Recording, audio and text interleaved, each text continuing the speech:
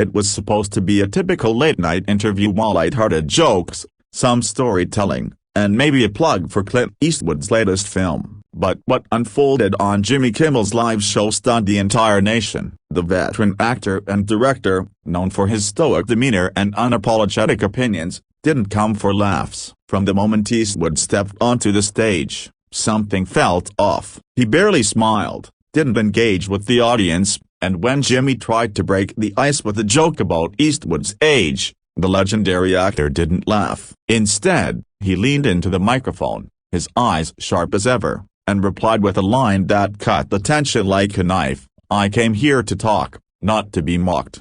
Jimmy Kimmel tried to recover. He laughed nervously and said, "Oh come on, Clint, you know we love you." But Eastwood wasn't interested in charm. He launched into a monologue about the state of Hollywood, the media, and what he called the softening of American character. The audience, unsure of whether this was a bit or real, chuckled awkwardly. But Eastwood wasn't joking. "This town's gone soft," he said. "People are more interested in trends than truth." Jimmy, clearly caught off guard, tried to steer the conversation back to movies, asking about Eastwood's latest project. But the damage had already been done. What followed was one of the most uncomfortable interviews in recent memory. Kimmel tried to remain upbeat, but Eastwood doubled down. He criticized young actors, calling them pampered, and said the industry was more interested in social media numbers than talent. The live audience, now dead silent, watched as Kimmel's face changed from amused to uneasy. "Clint,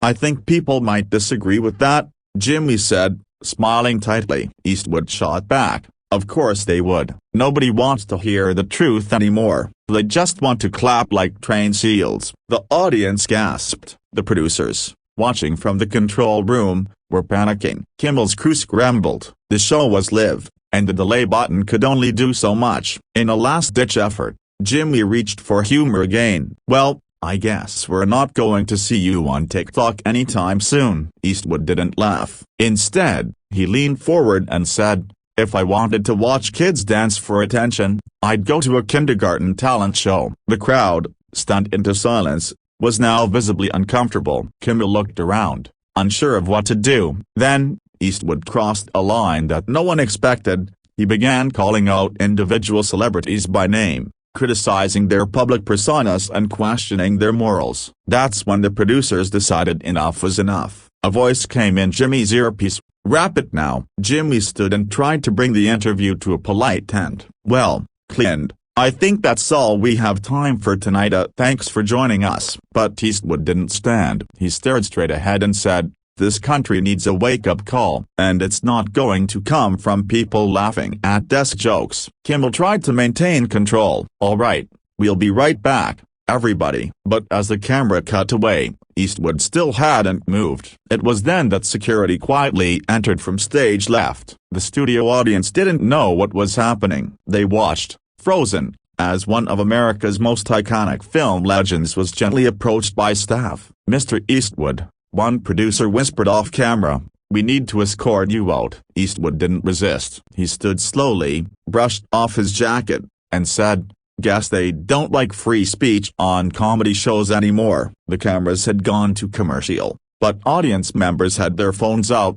filming the shocking moment. Clint Eastwood, calm and composed, was led off the stage. Word spread instantly on social media. Within minutes, Clint Eastwood, Kimmel Show, and Live Meltdown were trending worldwide. News anchors interrupted their programming. Something unprecedented had just happened on national television. Outside the studio, paparazzi were already waiting. Eastwood emerged into a storm of flashing cameras. He gave no statements, simply got into a waiting black SUV and left. Meanwhile, Jimmy Kimmel, back on air, was visibly shaken. "We apologize for any discomfort caused earlier," he said. "That wasn't what we expected." But the internet had already seen everything. Clips of Eastwood's rant were going viral. Some viewers were appalled. Others praised his candor. The nation, it seemed, was divided once again, this time over an old actor who refused to bite his tongue. In the hours that followed, media outlets exploded. Commentators called it the most uncomfortable interview in late-night history. Others said Eastwood's words,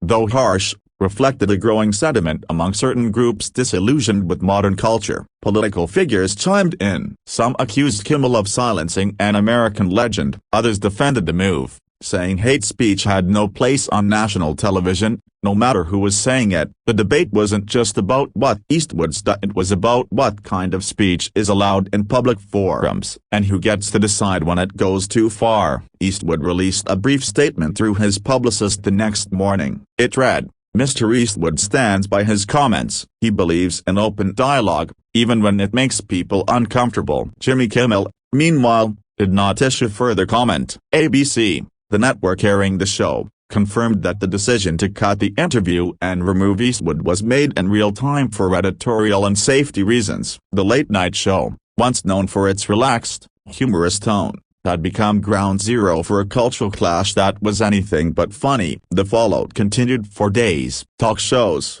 podcasts, and online forums buzzed with hot takes. Some called Eastwood a hero, a truth-teller in an age of fake smiles. Others called him a relic of the past, clinging to outdated views. Hollywood insiders whispered about whether this would affect Eastwood's future projects. Would studios still back him? Would other shows invite him? Or had he become too controversial for the modern media landscape? The line between authenticity and offense was blurrier than ever. As the week went on, Kimmel's team tried to return to normal, but the clip had become the stuff of legend. Memes flooded the internet. Some showed Clint with the caption, "Get off my show." Others used his quotes to critique cancel culture. The moment had transcended entertainment. It had become a statement, not just about Eastwood or Kimmel, but about where we are as a society. Can truth coexist with sensitivity? Can legends speak their minds without being censored? For Eastwood, the incident added another chapter to his long legacy. Known for films that challenged authority and championed rugged independence,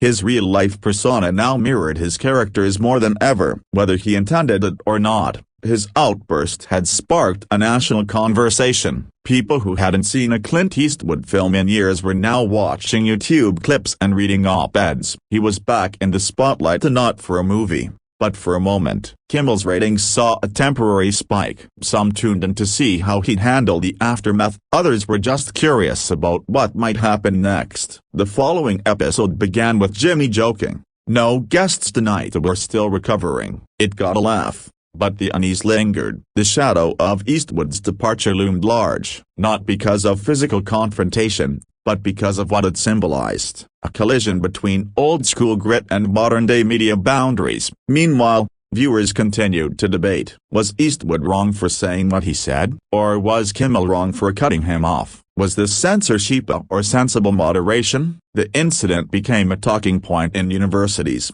editorial rooms, and dinner tables. It wasn't just celebrity drama, it was a litmus test for where free speech stands in the entertainment world today. Interestingly, sales for Clint Eastwood's older movies began to spike. People revisited Gran Torino, Unforgiven, Dirty Harry. Some searched for clues, deeper meanings, or validation for his outburst. Fans posted clips of iconic moments, drawing parallels between the man and his roles. It was as if fiction had finally met reality and people couldn't look away. Kimmel, despite his discomfort, remained professional. In interviews weeks later, he said, "It wasn't personal. I have enormous respect for Clint, but I also have a show to run." His words were measured, careful. He knew that one wrong quote could reignite the storm. Behind the scenes, his team had tightened their guest screening process. No one wanted a repeat of that night. For Eastwood, the show may have ended, but his statement echoed far beyond that stage. He proved that at 90+, he could still command attention, stir controversy, and dominate the conversation. Whether you saw him as courageous or cantankerous, he left a mark, one that couldn't be edited out or forgotten with a commercial break. In the months that followed, similar incidents occurred on other platforms. Celebrities became bolder. Hosts became more cautious. The Kimmel-Eastwood clash had become a case study, a cautionary tale. And it reminded everyone that live TV, despite all its polish, is still unpredictable. Sometimes the truth doesn't come wrapped in applause. One late-night comedian summed it up best: "You invite Dirty Harry on your show. Don't be surprised when he pulls the trigger," figuratively. Of course, it was funny, But it was also true. Clint Eastwood hadn't come to entertain. He'd come to speak his mind, and whether you liked it or not, you listened. And so, the night Clint Eastwood was kicked out of Jimmy Kimmel's show became more than just a viral moment. It became a symbol, a clash of eras, a reminder that even in a world full of filters, scripts, and media training, real, raw, unscripted moments still matter. And when they happen, they don't just fade, they echo.